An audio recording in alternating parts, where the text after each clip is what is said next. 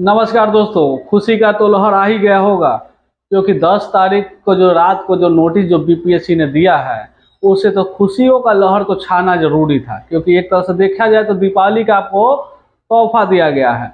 अब वो तोहफा क्या है तो चलिए इस वीडियो में हम लोग बात करते हैं।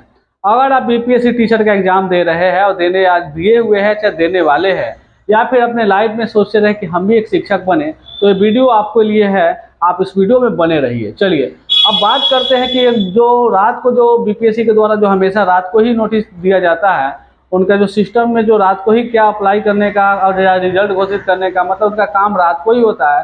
ये तो बात आप भली भांति से जान गए होंगे। एक तरह से देखा जाए तो अगर सभी लोग सो जाता है तब उनका नोटिस छोड़ा जाता है, सुबह में पता चलता है वाह क्या बात है।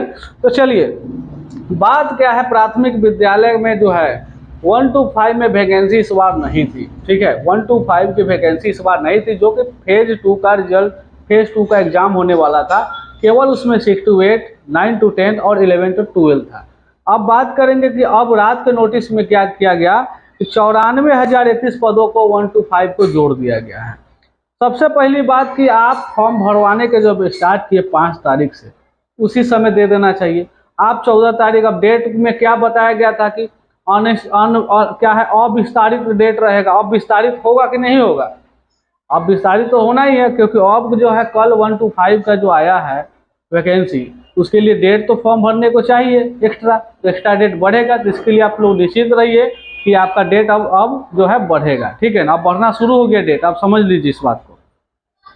अब ये जो पद जो दिया गया है 9431, आप लोग तो बड़ी संख्या में सोच रहे हो कि 9431 पद तो चलो आखिर में 10,000 करीब में दिया है, लेकिन इसके भीतर में जब पदों जो है जब रिक्तियाँ आप देखेंगे हर एक कैटेगरी वाइज, तो आप कहिएगा क्या कि बेकार में दिया, ऐसे अच्छा मत देता।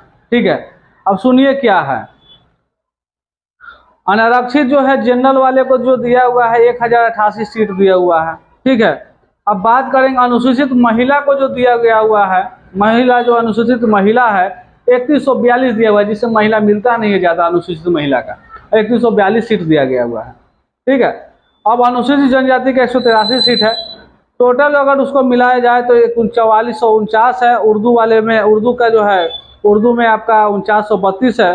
अब बांग्ला के लिए आपको दिया गया है 88 और टोटल कुल पदों की संख्या है 9431। ठीक है, अब इसमें आप देखिए कि इस जो चीज़ जो है आपका जो 9431 जो दिया हुआ है, अब इसमें बताइए कि जो अनुसूचित महिला जो है अनुसूचित जाति का जो महिला है ये सीट मिलेगा? भरवे नहीं करेगा फिर आएगा। ये जो सीटवा जो दिया हुआ है ये पहल का सीट था। और ये में कितना जो है SC ST का जो है कैटेगरी का जिसमें सीट है, महिलाएं जो है छटपटा कर रह गई कि हमारा भी होना चाहिए था, जिसमें 2 नंबर 3 नंबर से कम ही है।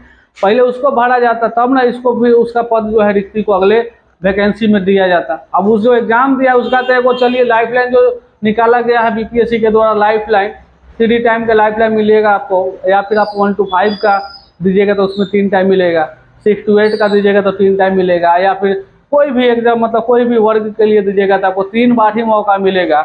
इसी को हम लोग सोचे कि लाइफ जोन दिया गया है। अब बताइए कि दूसरा लाइफ जोन में चला गया, सीट को संख्या चलिए महिला है तो इसमें एकदम 100% रहता है कि हो जाएगा, लेकिन फिर भी उसमें क्या होगा, पहले तो दे देना चाहिए सारा चीज़।